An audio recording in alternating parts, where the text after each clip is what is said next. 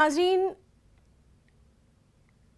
लगातार हम आपको बता रहे हैं कि किस तरह से महाराष्ट्र के वजीर अक़लियती उमूर नवाब मलिक ने साबिक़ वज़ीर आला देवेंद्र फडणवीस और एनसीबी ऑफिसर समीर वानखेड़े पर ताज़ा हमला किया है। सीधे रुख करेंगे मुंबई का। हमारे साथ मौजूद हैं हमारे नुमाइंदे वसीम अंसारी। वसीम, एक बार फिर से नवाब मलिक एक्शन में नजर आए, क्या कुछ कहा है उन्होंने?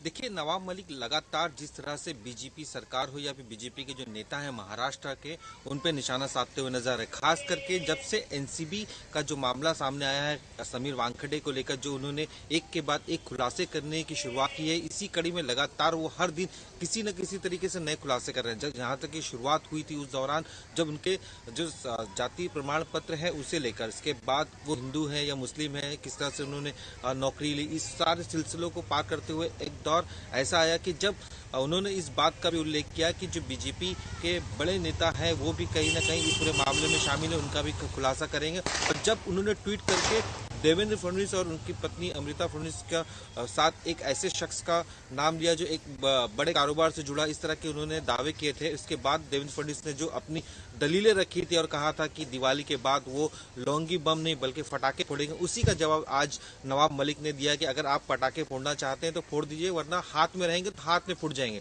जिस तरह से उन्होंने कहा कि मैंने कभी किसी महिला का नाम नहीं लिया, खास करके उनके परिवार से, लेकिन जो लोग उससे जुड़े उन्हीं का नाम मैं सामने ले रहा हूँ, जो तस्वीरें सामने उसी के आधार पर सामने रखी गई। यहाँ तक ये बताने की कोशिश की, जब देवेंद्र फडणवीस मुख्यमंत्री थे उस दौरान जब उनका 1 साल का कार्यकाल हुआ था, उस वक्त भी उन्होंने कहा कि मैंने चेताया था कि एक और कोई देवेंद्र फडणवीस जो फर्जी देवेंद्र फडणवीस है वो घूम रहे हैं मार्केट में। और उन्होंने कई तरह के होटल्स के नाम लिए, कई ऐसे प्रोग्राम्स के बारे में जानकारी दी कि जहां पे करोड़ों रुपए की उगाही हुई है। अगर देवेंद्र फडणवीस को इस बारे में नहीं पता था तो ये बहुत बड़ी बात, इस तरह का उन्होंने आरोप लगाया क्योंकि उस दौरान जो होम मिनिस्ट्री थी वो भी उनके पास थी। इस तरह के उन्होंने सवाल उठाए और साथ ही एनसीबी के जो अधिकारी हैं उन पे जो करोड़ों रुपए का भ्रष्टाचार लगा है। साथ ही ये भी मामला उठाया कि जो वो शर्ट पहन रहे हैं या पैंट पहन रहे हैं या जूते पहन रहे हैं, अगर उसकी पूरी कीमत ले ली जाए तो बहरहाल देखना अहम होगा कि नवाब मलिक के इन तमाम इल्जामात के बाद अब क्या कुछ जवाबी कार्रवाई, क्या कुछ रद्द अमल जो है वो सामने आता है। सियासत तो बहरहाल